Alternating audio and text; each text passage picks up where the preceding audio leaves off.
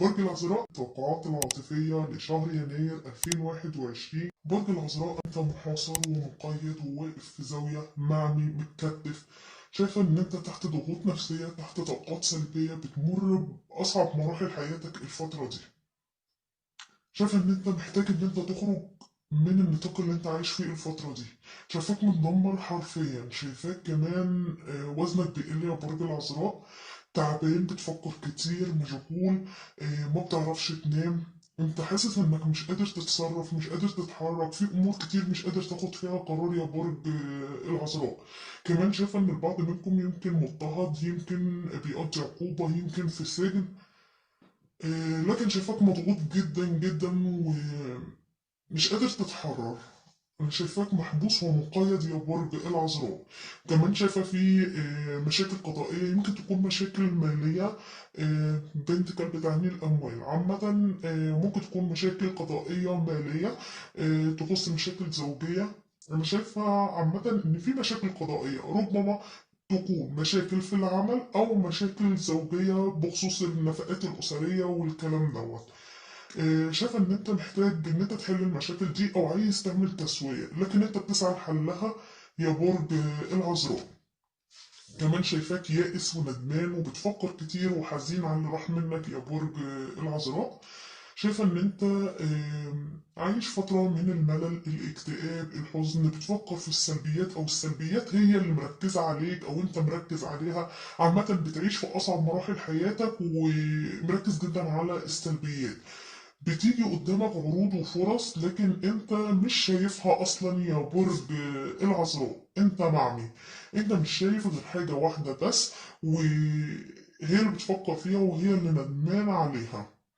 شايفة ان انت يمكن بتفكر في شخص من الماضي وبتحن له ومشتاق له بلهفة يا برج العذراء. واشتياقك وشعورك بالشخص ده كبير جدا لدرجة ان مش مخليك تشوف اي فرص او اي عروض بتيجي قدامك. انت عندك حلم واحد هو الشخص ده، لدرجة ان انت عايش معاه وبتتخيله كتير، وبتتخيل كل الاحداث يعني والتجارب وكل حاجة مريتوا بيها مع بعض، سواء حلوة، سواء فيها فرح، سواء فيها حزن. انت بتقعد تفتكرها يا برج العذراء. ده بالنسبة لطاقتك انت. طب خلينا نشوف طاقة شريكك يا برج العذراء. أنا شايفة إن بسم الله ما شاء الله شريكك متفائل جدا جدا. شايفة بظهور بطاقة ذا صن، فالشخص ده متفائل جدا، بيشعر بالإيجابية، بيشعر بالفرح، بالسعادة، بالسرور، يعني حاسس إن الدنيا مضيئة حواليه أو إن عنده حظ، في وفرة، في سعادة. آه، كمان انا شايفه ان هو بيشعر ان هو في افضل حالاته، شايفه ان هو عنده انتصارات، شايفه ان هو في سعاده. شايفه يا برج العذراء ان الشخص ده شخص مخلص ليك.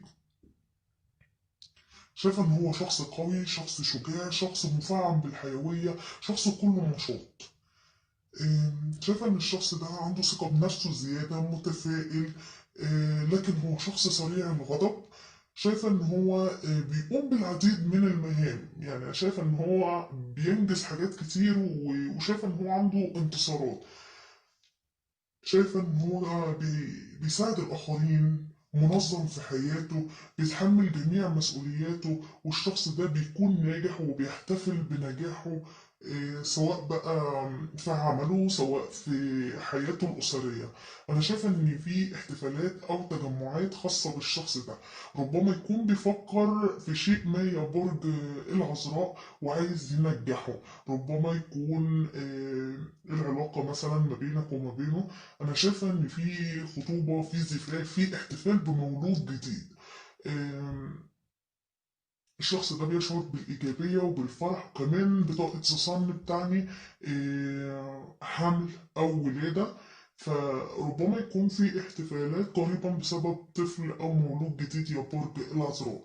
لكن أنا شايفة إن الشخص ده عامة في أفضل حالاته، شخص نشيط ومفعم بالحيوية وفرحان وسعيد وبيحتفل يا برج العذراء. ده بالنسبة لطاقة شريكك. طب خلينا نشوف مشاعرك انت تجاهه. بالنسبة لمشاعرك انت تجاه شريكك يا برج العذراء، انا شايف ان انت طلبته في عز ما كان محتاج لك، تسببت له في ضيقة مالية، وده بان في طاقتك انت يا برج العذراء ان انت عندك مشاكل قضائية مالية. ربما شريكك بعد ما انت تسببت له في الضيقة دي رفع عليك قضايا بيطالب بحقوقه. يمكن بعد الانفصال او الطلاق، دي بتقع تعني الانفصال او الطلاق اللي هي الفايف بنتيكل. فالشخص ده حس ان انت اهملته عز ما كان محتاج لك، سببت له في خساره ماليه، وحسسته ان العالم كله ضده، خليته يحس ان هو في محنه، حظه سيء، حس ان هو منبوذ ومريض. كمان شايفة سرعان ما اتغيرت مشاعرك، ربما يكون بسبب المولود الجديد، يمكن يكون في حمل أو مولود جديد مخليك عايز تصلح العلاقة، أو عايز تبدأ بداية جديدة تقوي فيها العلاقة. أنا شايفة بظهور بطاقة الأحمق، هي بطاقة الأكذوبة، بالرغم إن هي اسمها الأحمق أو الأكذوبة، ولكن هي بتعني الإيجابيات، هي بداية جديدة. الشخص ده انت عايز تبتدي معاه بداية جديدة كلها حب، كلها سعادة، كلها إثارة، لأن هنا بطاقة الأحمق بتعني مغامرة جديدة وغير متوقعة. يعني أنت بعد ما تركته وتجاهلته فحاسس بالإثارة تجاهه، وعايز تبتدي معاه بداية جديدة وتعيش معاه حياة جديدة، حياة كلها مغامرات. شايفة إن هي بتعني الشبابية، أو حتى لو أنت شخص سنك كبير ولكن جواك روح الشباب، الشقاوة. شايفة يمكن تكون كمان عايز تاخد شريكك وعايز تسافر في مكان فيه مغامرة. كمان بطاقة الهيروفانت هي بتعني يعني هنا بداية جديدة، وهنا التزام وحب واحترام. فأنا شايفة إن أنت عايز تبتدي مع الشخص ده بداية جديدة، يعني البداية دي تكون كلها حب، التزام، احترام. ده بالنسبة لمشاعرك أنت يا برج العذراء. طب خلينا نشوف مشاعر الشريك تجاهك.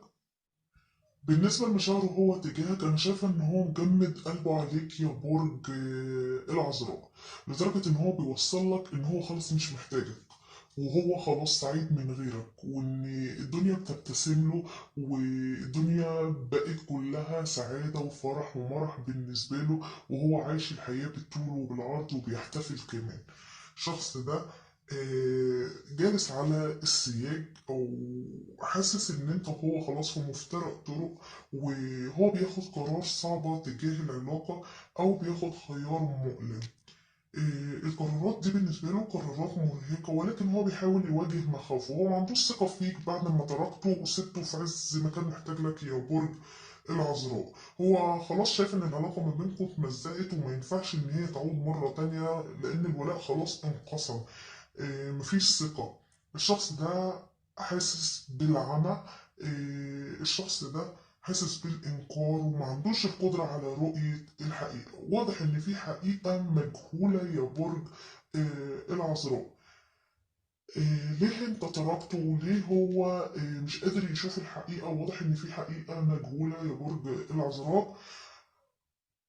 كمان بظهور بطاقة الكينج بنتكل، فأنا شايفة برضو إن هو أصبح شخص ناضج. شايف إن هو بيحاول يحسن من نفسه، بيحسن من نفسيته. كمان شايفة إن الشخص ده آم، في أحسن أوضاع حياته الفترة دي. هو بيشعر بالاستقرار والأمن، ولكن هو حذر منك جدا جدا.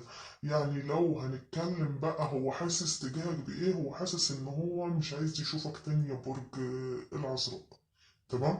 ولكن برضه لسه يعني في حاجة بتشده ليه، ولكن هو واخد احتياطاته وواخد حذره منك.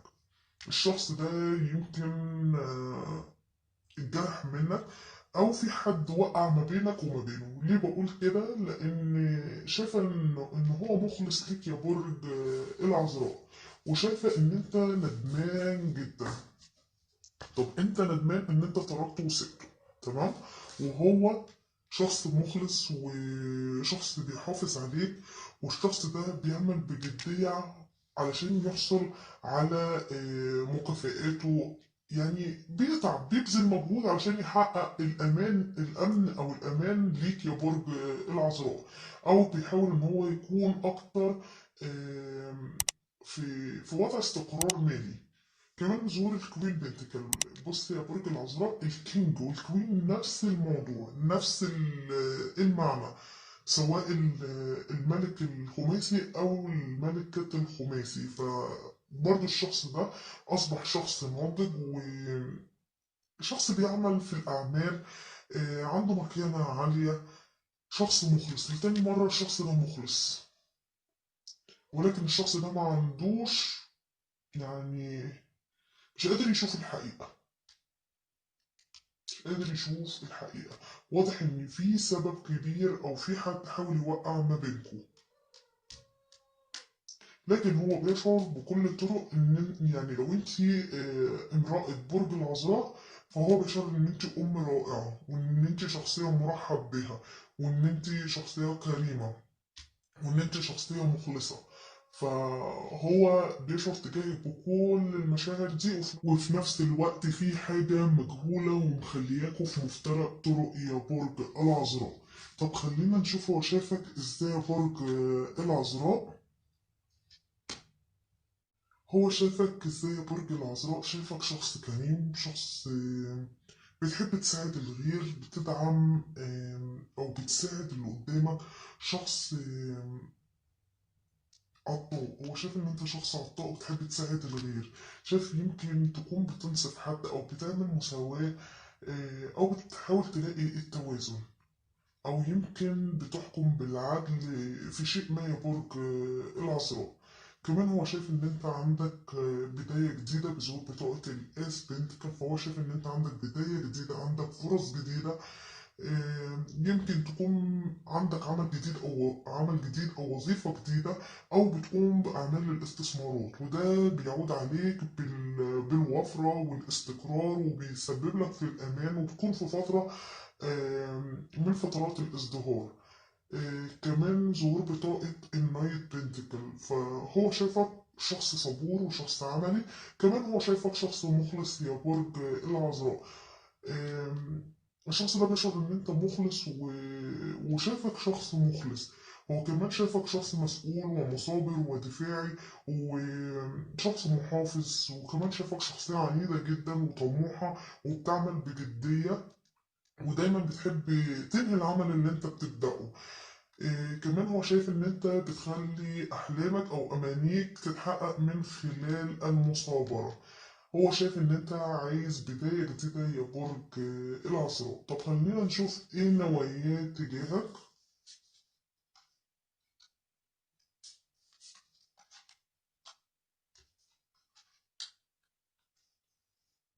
بالنسبة لنواياه يا برج العذراء، أنا شايف إن الشخص ده بيبحث عن التنوير الروحي، بيبحث عن نفسه، بيتأمل نفسه ذاتيا. أنا شايف إن هو بيدخل فترة من البحث عن النفس والتأمل الذاتي والتنوير الروحي. الشخص ده محتاج إن هو يقعد فترة مع نفسه، عايز يفهم نفسه أكتر، أو عايز يبعد عن المشاكل والأزمات اللي بيمر بيها من أجل اكتشاف نفسه أو روحه الحقيقية. كمان انا شايف ان هو بيفكر في وجودك او بيقيم العلاقة. كمان شايفاه ان هو عازل نفسه او منسحب من اجل التعافي من موقف صعب. إيه كمان شايفاه يا برج العذراء بظهور البيج بنتكل. فانا شايفه انه هيبعت لك اخبار قريبا، شايفه ان الشخص ده عايز يبعت لك اخبار، عايز يعمل ارساء للاسس، وعايز يبعت لك اخبار سعيده، عايز يبتدي معاك بدايه جديده وبدايه قويه. الشخص ده عايز يحدد أهدافه، أو هو بالفعل حددها وعايز يوصل لها. شايف إن هو بيطور من خططه أو من طريقة معاملاته. شايف إن هو بيغير من نفسه. شايف إن هو عايز يعمل إرساء للأسس يا برج العذراء. لكن أنا شايف إن هو واقف مكانه مستني الفرصة تجيله لحد عنده. وقت ما الفرصة تيجي لحد عنده هو هيفكر يستغلها أو هيسعى وراها. الشخص ده شخص طموح وبيحدد هو عايز إيه وبيروح له يا برج العذراء. شايفة إن الشخص ده شخص مخلص ليك وشخص يمكن الاعتماد عليه، وإن أسلوب حياته أسلوب صحي. شايفة إن هو عايز يجيلك يا برج العذراء يطلب منك السماح ويقدم لك اقتراحات رومانسية وعروض زواج. ده اللي في نيته، إن هو يفرحك ويرجع لك ببداية جديدة، ومش هيرجع غير لما يستشفى. هو هيقعد فترة كده مع نفسه ويعيد حساباته، وبعد كده هيرجع بتغيير، ببداية جديدة، ببداية قوية. الشخص ده عايز يعود ليك مرة تانية، بيشعر تجاهك بالحب، حاسس ان انتوا اكتر اتنين في توافق ما بينكوا. شايف ان انتوا علاقة رفقاء روح، وفي انسجام ما بينكوا وتوازن، وفي مساواة وجذب. الشخص ده عايز يقترح عليك اقتراح رومانسي، او عايز يعرض عليك عرض زواج، او لو كان في زواج وحصل ما بينكم تباعد او انفصال، فالشخص ده عايز يصلح العلاقة وعايز يصالحك يا برج العذراء. ده بالنسبة للنوعية. طب خلينا نشوف ايه خطواته القادمة.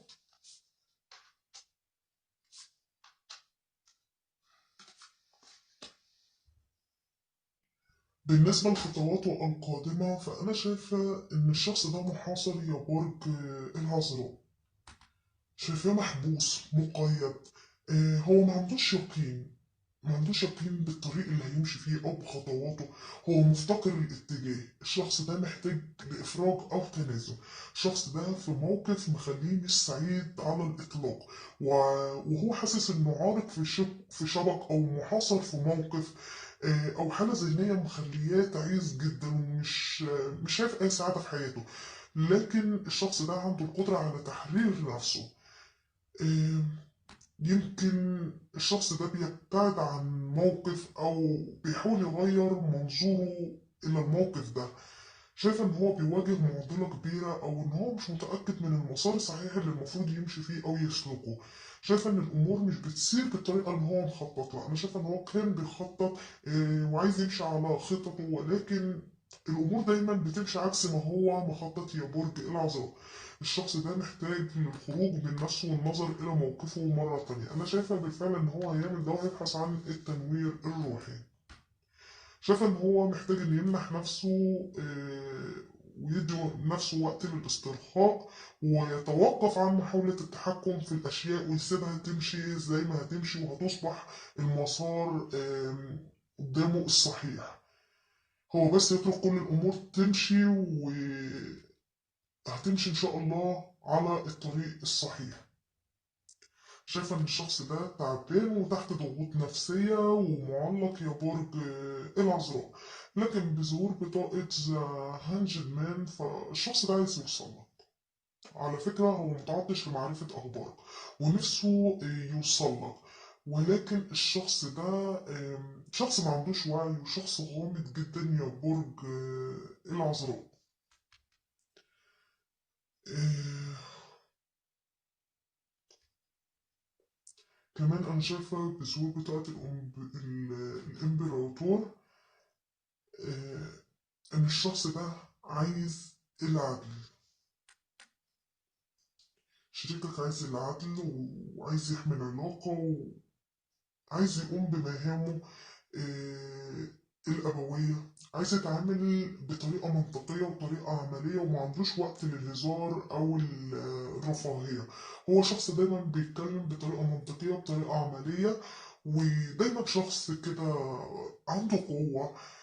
آه، الشخص ده عامة صلب وعنيد، ويمكن المشاعر ما بتبقاش هي اللي ممشيه. دايما بيتكلم بعقله، او بيتصرف مع المواقف بعقله بدون ما يدخل قلبه او مشاعره. يعني ما بيضعفش، او بي يعني ايه، ما بيتأثرش بمعنى اصح آه، من جواه.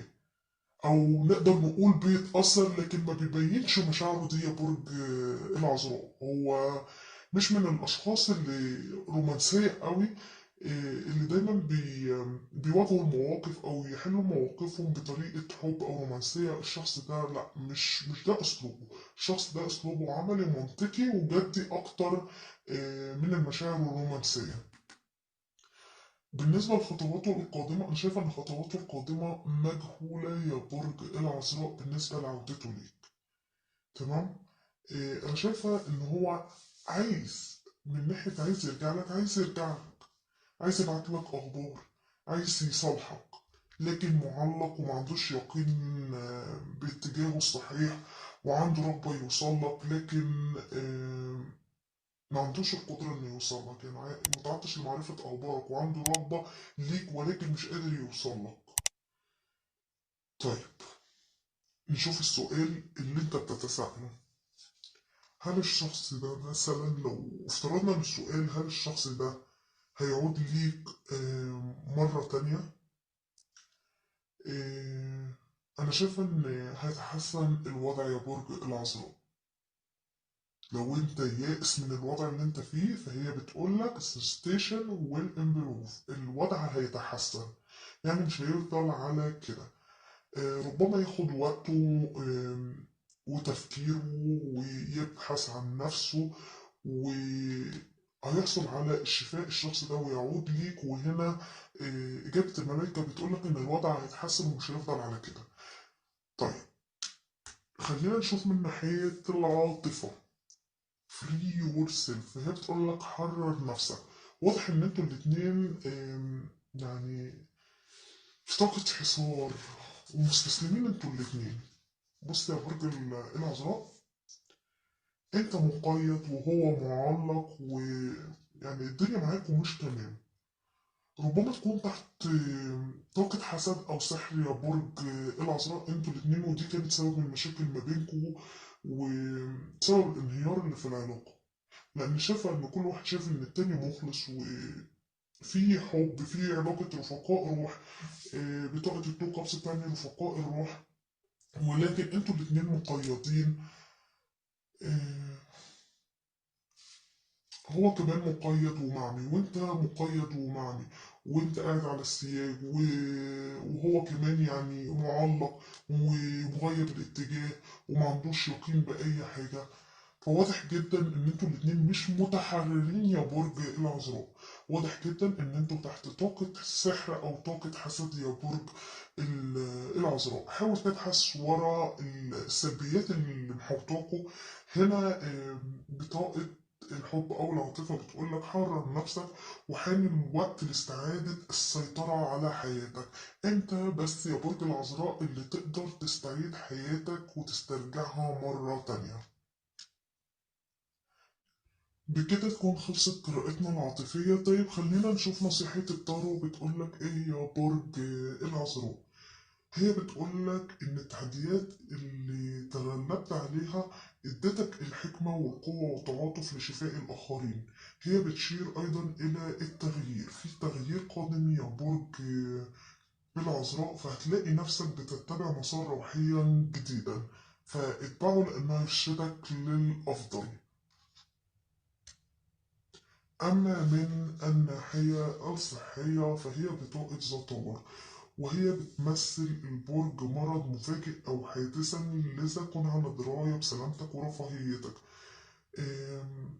يمكن يشير إلى صعوبة الحمل أو الإجهاض أو ولادة جنين ميت. يمكن كمان بتشير البرج إلى مشاكل الصحة العقلية، وهو أمر مفهوم لأن أحداث البرج دايما بتجلب معاها اضطرابات عاطفية شديدة، في حين أن المشاكل الصحية اللي بيمثلها البرج ليست سهلة بأي حال من الأحوال، إلا أنها عادة ما تتبعها فترة من التجديد. إذا كانت المشاكل الصحية اللي أنت بتعاني منها بتجبرك على إجراء تغييرات في حياتك، فحاول مواكبة التغيير ده لأنها هتكون في النهاية لصالحك يا برج العذراء. حاول إن أنت تتقبل التغيير ده بسلوك إيجابي، ولا تنخرط في أي نوع من أنواع تعاطي المخدرات. لو أنت من متعاطي المخدرات، فهي بتحذرك بالتوقف على الفور، وإلا قد تتناول جرعة زائدة. ربنا يحميكم يا رب يا برج العذراء، وينجيكم من أي سوء وأي شر. أقسم لكم بقراها، يعني بقرا البطاقة وأنا يعني متضايقة ومش عايز أكمل، بس تحديدا لازم اقول لكم اللي واضح فيها خلي بالكم من نفسكم ومن صحتكم. كل حاجة بتزول يا برج العذراء. لو نفسيتك تعبانة من مشاعر او من اي امور نفسية، اعرف ان ده مجرد وقت او طاقة وبتعدي. صحتك اهتم بيها، ولو حسيت بأي حاجة لازم تطلب المساعدة من الطبيب يا برج العذراء، ولا تتجاهل صحتك. أنا بتمنى لكم يا رب إن دي تكون غلط. بجد بجد بتمنى لكم الخير والسعادة، وربنا ينجيكم من كل سوء وكل شر، وإن شاء الله في القراءة دي هتطلع غلط. أما من الناحية العملية والمالية فهي بطاقة البيش سولدس، وهي بتشيل صفحة السيوف إلى إنك ذكي للغاية وطموح ومليان بالأفكار المبتكرة والمشرقة اللي أنت بتحلم بيها. ولو أنت بتحلم بمهنة ناجحة فحط في اعتبارك إن أنت الحاجة إن أنت تكون قادر على وضع الفكر موضع التنفيذ من أجل النجاح. يمكن تكون محتاج مواصلة تعليمك للوصول إلى المرتفعات العليا اللي أنت بتصورها لنفسك. يمكن كمان هي بتشير إن أنت بتنتظر أخبار مقابلة عمل، فمن المحتمل أن تكون الأخبار إيجابية ويمكن تتأخر، فلذلك يمكن يستغرق الأمر وقت أطول للحصول على الإجابة.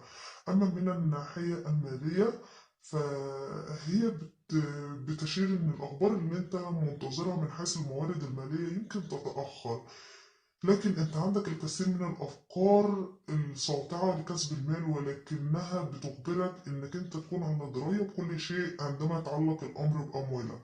ومن الأفضل إنك أنت تاخد بعض النصائح المالية السليمة عند عرضها. يمكن تحتاج إلى نصيحة من شخص أكبر منك سنا أو أكتر منك حكمة من أجل تحويل أفكارك إلى حقيقة يا برج